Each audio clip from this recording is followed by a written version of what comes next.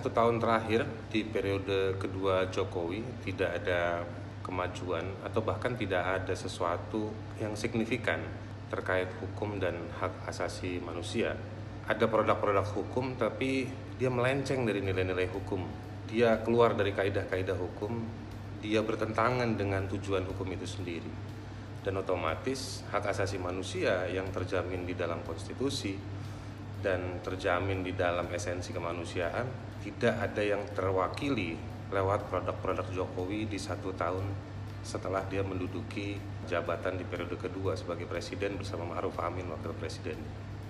Yang justru terjadi di periode kedua Jokowi ini di tahun pertama adalah pelanggaran-pelanggaran hukum, pelanggaran-pelanggaran hak asasi manusia yang patut diduga atau bahkan secara nyata-nyata itu dilakukan oleh pemerintah atau oleh negara sendiri dan menimbulkan korban banyak di masyarakat.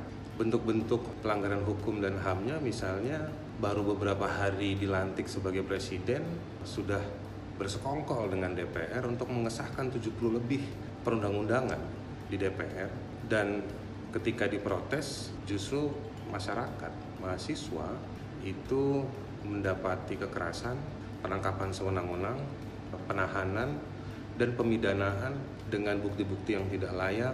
Itu yang terjadi kepada mereka tahun 2019 yang dikenal sebagai reformasi di korupsi, RDK.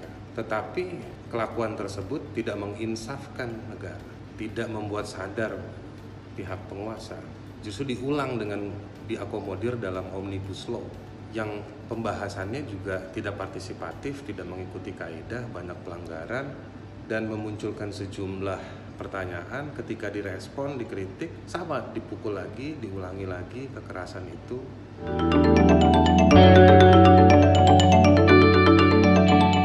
Alam, hak ekonomi sosial, praktek-praktek korporatif yang dilindungi, mendapat sejumlah fasilitas dari negara terus berlangsung. Jadi setahun pertama di periode kedua atau bahkan dibandingkan periode pertama ke periode kedua tidak ada yang signifikan untuk kemajuan hukum dan HAM di era Jokowi ini, ya. Masih banyak orang jadi korban dan ketika meminta akuntabilitas pertanggungjawaban negara juga tidak muncul. Jika ada, orang harus kumpul rame-rame. Jadi tahun pertama di periode kedua tetap mengulangi karakter dari pemerintahan atau rejim Jokowi ini, gitu. Kurang lebih negara sewenang-wenang tidak memperhatikan kaidah hukum dan HAM dan masyarakat yang jadi korban. Lihatlah catatan-catatan kasus-kasus peristiwa di Papua, di sektor sumber daya alam, hutan, di mana masyarakat adat jadi korban, buruh, dan masih banyak kekerasan dialami mahasiswa.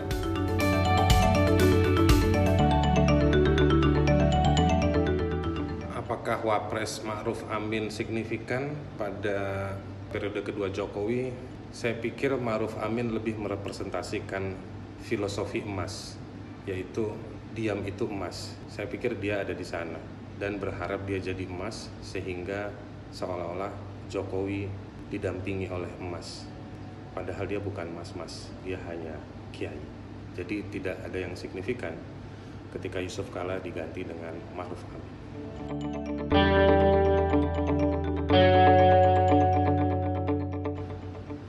Ke depan akan seperti apa? Saya pikir kalau memang setelah 6 tahun berkuasa Jokowi punya karakter yang anti hak asasi manusia, hanya menggunakan hak asasi manusia hanya dalam bidang peristilahan untuk memuluskan pidato-pidatonya atau ketika bertemu dengan dunia internasional. Tapi ketika bertemu dengan masyarakat, saya pikir tidak ada yang inkonkreto, tidak ada yang diimplementasikan dan dikonkretkan untuk menjawab masalah. Saya pikir ini akan terus terjadi sampai akhir hayat kekuasaannya dan akan banyak represivitas, model-model penangkapan, pengintelan, lalu merampas ruang-ruang publik yang sehat, yang hijau untuk masyarakat, yang di dalamnya mengandung kekayaan-kekayaan, itu akan terus dirampas. Eksploitasi atas nama kepentingan ekonomi, menggunakan orang miskin untuk membungkus kebijakan ekonominya, tapi sebetulnya menguntungkan segelintir orang. Ini akan terus terjadi, protes akan direpresi, tidak akan ada dialog, kalaupun ada dialog hanya simbolistis, hoax menuduh masyarakat melakukan disinformasi itu akan juga terus menjadi andalan. Saya pikir ini khas model yang bisa kita lakukan adalah memonitor, mengkalkulasi, mendokumentasikan. Pada saatnya nanti perubahan rezim, kita akan memunculkan ini semua. Kita harus membebaskan imajinasi, membebaskan pikiran, dan membebaskan bangsa ini untuk jadi lebih maju. Jangan kita mudah terkekang oleh model-model kekuasaan yang regimistik seperti pemerintahan Jokowi ini. Sampai ketemu lagi.